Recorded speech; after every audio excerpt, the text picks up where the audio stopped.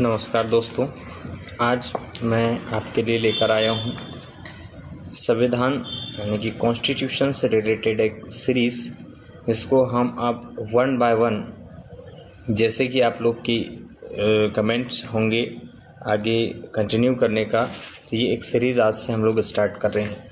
संविधान एक परिचय। दोस्तों, कॉन्स्टिट्यूशन संविधान आज की डेट में हम देखें तो ये बड़ा ही इंटरेस्टिंग सब्जेक्ट हो चुका है, क्योंकि आज का दौर, आज जिस ज़माने में हम रह रहे हैं, जिस दौर में हम लोग जी रहे हैं, वो यानी कि कॉन्स्टिट्यूशनली अवेयरनेस यानी कि संवैधानिक तौर पर आपकी जो रुचि है वो लगातार बढ़ रही है और उसमें अवेयर होना भी नितांत आवश्यक हो गया है। कारण जो हमारा परिवेश है, जो परिस्थितियां हैं, है ना, वहाँ पर आपको अपने अधिकारों के लिए लगातार जूझना होता है। तो ऐसे में संविधान आपकी काफ़ी मदद करता है। तो चलिए दोस्तों, आज हम इसको विषय के रूप में समझते हैं, ठीक है। जैसे जैसे हम लोग आगे हमारा साथ बढ़ता जाएगा, हम लोग बहुत ही साधारण तरीके से इसको अपने में समाने की, व्यवहार में शामिल करने की बात करेंगे। चलिए, संविधान एक परिचय, और इसका आज का जो टाइटल है वो है संविधान व संविधानवाद क्या है। तो चलिए, सबसे पहले हम संविधान को समझने की कोशिश करते हैं, ठीक है। तो संविधान व संविधानवाद की अगर हम बात करें तो सबसे पहले संविधान की बात करते हैं। तो संविधान शब्द की उत्पत्ति, कॉन्स्टिट्यूट, ये एक शब्द है जो कि लैटिन भाषा से लिया गया है ना, अर्थात शासन करने वाला सिद्धांत। सबसे पहले हम शब्द से आगे बढ़ेंगे। जो कुछ भी इतिहास है या जो वर्तमान है, ये सब शब्द पर बेस्ड है ना, अर्थात शासन करने वाला सिद्धांत। तो आइए दूसरा, अर्थात किसी देश का शासन जिसमें नियमों व सिद्धांत के अनुसार चलाया गया हो। अर्थात हम बात करना चाह रहे हैं किसी क्षेत्र विशेष की, जहाँ पर नियमों एवं सिद्धांतों के अनुसार चलाया जाता है, शासन किया जाता है, तो वो नियम एवं सिद्धांतों का समूह ही संविधान कहलाता है, ठीक है। दूसरे शब्दों में, व्यक्ति के विकास हेतु जो उसके मौलिक नियम और कानूनों का एक इकट्ठा पुलिंदा, जिसको हम बोलते हैं सामूहिक रूप से एक दस्तावेज जिसको हम कह सकते हैं, वो क्या कहलाता है? संविधान कहलाता है। अरस्तु क्या कहते हैं इसके बारे में, चलिए समझते हैं। अरस्तु के अनुसार संविधान राज्यों के शासन के पदों, मतलब राज्य की शासन करने की जो पद्धतियां हैं, उस पद्धतियों में सबसे विशेष पद्धति की बात करता है, सर्वोच्च शासन पद की बात करता है, और उस शासन पद की विशेषताओं की बात करता है अरस्तु, ठीक है। अरस्तु को राजनीति विज्ञान का जनक भी कहा जाता है, ठीक है। ये प्लेटो की एक पाठशाला थी, द एकेडमी, ये द एकेडमी के स्टूडेंट है ना। और अरस्तु ने न केवल राजनीति बल्कि जीव विज्ञान, अनेक क्षेत्रों में उन्होंने अपने क्या करे हैं, अमूल योगदान दिए हैं, और आमूलचूल परिवर्तन लाने की बात भी कहे, अपने अपने सिद्धांतों पर भी चर्चा की है। संविधान से आशय किसी देश के मौलिक कानूनों का वह दस्तावेज जो उसकी राज्य व्यवस्था, उसकी प्रकृति या स्वरूप का वह बुनियादी ढांचा प्रस्तुत करता है, जिसके अंतर्गत उसकी जनता क्या होती है, शासित होती है। मतलब ये एक प्रकार से परिभाषा दी जा रही है, ठीक है। संविधान से आशय किसी देश के मौलिक कानूनों का वह दस्तावेज जो उसकी राज्य व्यवस्था, उसकी प्रकृति या स्वरूप का बुनियादी ढांचा प्रस्तुत करता है। अगले क्रम में हम देखते हैं उसके उद्देश्य। संविधान का उद्देश्य राज्य को सुरक्षित करना, जनता के अधिकार को सुरक्षित करना। यह राज्य से आशय उस क्षेत्र विशेष से है जहां पर जनसंख्या निवास करती है।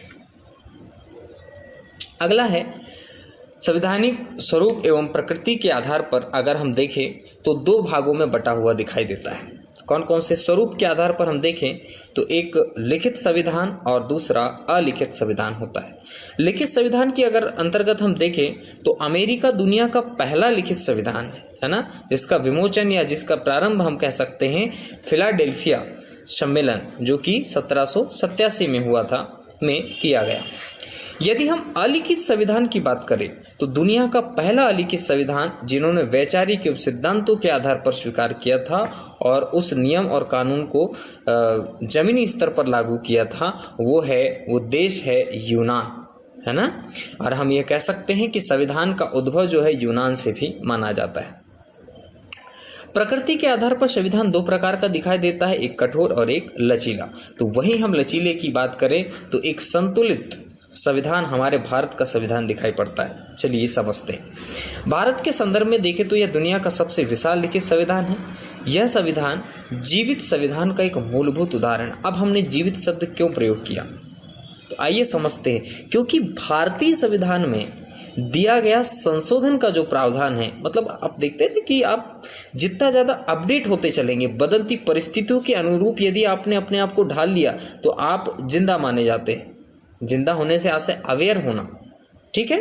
तो इसी का एक उदाहरण प्रस्तुत किया गया, या यूं कहें हमने इसको समझाने के लिए इस शब्द का प्रयोग किया गया है, क्योंकि भारतीय संविधान में दिया गया संशोधन का प्रावधान उसे बदलती परिस्थितियों के साथ जीवित होने का प्रमाण दिलाता है।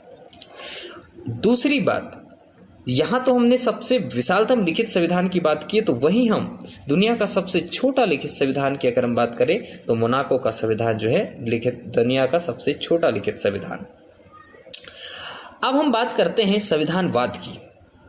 तो संविधानवाद अपने आप में एक पूरा विषय अगर हम कहें तो ज़्यादा बेहतर होगा, लेकिन उसकी समझ अगर आप चाहते हैं कि हम इसको विस्तार से समझें, यदि आप इंटरेस्टेड हैं, तो आज तो केवल मैं 1 या 2 लाइन में उसका अर्थ बता दूंगा। लेकिन इसको जानने के लिए आप कमेंट बॉक्स में आप अगर रिक्वायरमेंट करेंगे तो मैं संविधानवाद पे एक स्पेशल लेक्चर लेकर आऊँगा आप लोगों के लिए। तो आप इसका जो जवाब है संविधानवाद का लेक्चर के संबंध में आप कमेंट सेक्शन में आप बता दीजिएगा। तो हम बात कर रहे हैं संविधानवाद की। यदि मैं 1 या 2 लाइन में इसका अर्थ बताने की अगर बात करूं तो संविधान का शासन की बात करता है। संविधानवाद क्या बोलता है? संविधान का शासन की बात करता है, ना कि संविधान के द्वारा शासन की बात करता है। अर्थात यहाँ पर संविधान को साध्य माना गया है, साधन नहीं माना गया है। मान के चलिए आप किसी चौराहे पर खड़े हैं, वहाँ से आपको कोचिंग संस्थान जाना है, तो कोचिंग संस्थान तक पहुँचना, ठीक, वहाँ तक पहुँचना आपका क्या है? साध्य है। अब पहुँचने के लिए साधन आप क्या प्रयोग कर रहे हैं, वो आपका साधन कहलाएगा, है ना। तो हमारी जो एक लोक कल्याणकारी राज्य की परिकल्पना है, उसको हासिल करने के लिए हम संविधान को साध्य के रूप में देखते हैं, ठीक है। यदि हम साधन के रूप में प्रयोग करने लगे तो आज जो संतुलन की स्थिति आप देख पा रहे हो, है ना, तो वो स्थिति आपको नहीं देखने को मिलेगी। तो चलिए नेक्स्ट सेशन का हमारा प्रश्न है जिस पर हम बात करने वाले वो है भारत में संविधानवाद। तो दूसरी लेक्चर जो हमारी सीरीज है, इसका दूसरा सेशन होगा भारत में संविधानवाद, ठीक है। चलिए दोस्तों, तब तक के लिए नमस्कार।